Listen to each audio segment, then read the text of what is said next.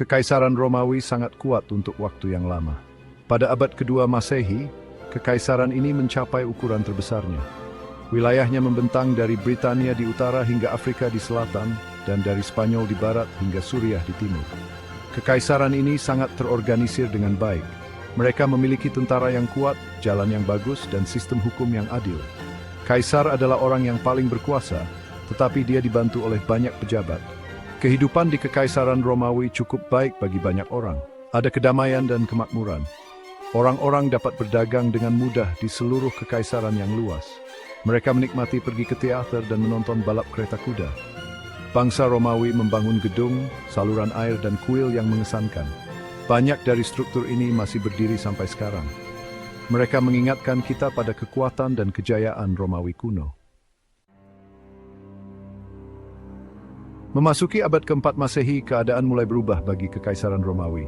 Suku-suku dari luar kekaisaran, yang disebut orang Romawi sebagai barbar, mulai menimbulkan masalah. Mereka mendesak perbatasan, mencari tanah dan sumber daya. Salah satu suku yang paling kuat adalah Goth. Mereka terbagi menjadi dua kelompok utama, Visigoth dan Ostrogoth. Hun, kelompok nomaden dari Asia Tengah, juga mengancam kekaisaran. Pada tahun 76 Visigoth menyeberangi sungai Danube dan memasuki wilayah Romawi. Mereka melarikan diri dari Hun. Tentara Romawi berperang melawan Visigoth, tetapi mereka dikalahkan dalam pertempuran Ria pada tahun 378 Kekalahan ini mengejutkan Kekaisaran Romawi. Ini menunjukkan bahwa tentara Romawi tidak lagi tak terkalahkan. Barbar menjadi ancaman serius. Selain serangan barbar, Kekaisaran Romawi juga menghadapi masalah dari dalam. Kekaisaran menjadi terlalu besar untuk dikelola secara efektif, komunikasi lambat, dan sulit untuk mengendalikan provinsi yang jauh. Korupsi merajalela di pemerintahan. Para pejabat sering menggunakan posisi mereka untuk memperkaya diri sendiri, bukannya melayani rakyat.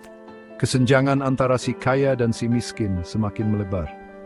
Kekaisaran Romawi menghadapi krisis ekonomi yang parah. Perang dan pengeluaran yang berlebihan telah menguras kas negara. Pemerintah mulai memproduksi koin dengan kandungan perak yang lebih sedikit yang menyebabkan inflasi. Kekaisaran Romawi menjadi semakin lemah dari dalam, terpecah belah, korup, dan bangkrut. Hal ini membuat barbar lebih mudah untuk menaklukkan.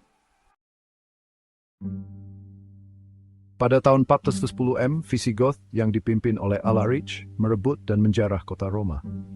Ini adalah peristiwa penting. Ini menunjukkan bahwa bahkan Roma sendiri tidak aman dari barbar. Kekaisaran Romawi Barat terus menurun. Berbagai kelompok barbar mengambil kendali atas beberapa bagian kekaisaran.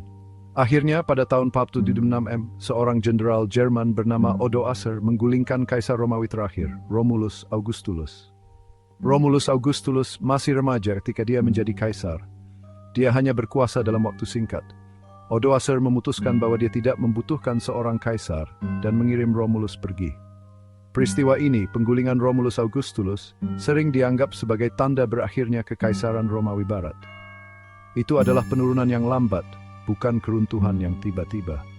Kejatuhan Kekaisaran Romawi Barat adalah titik balik dalam sejarah. It is the Afrikanti, the budding migrate.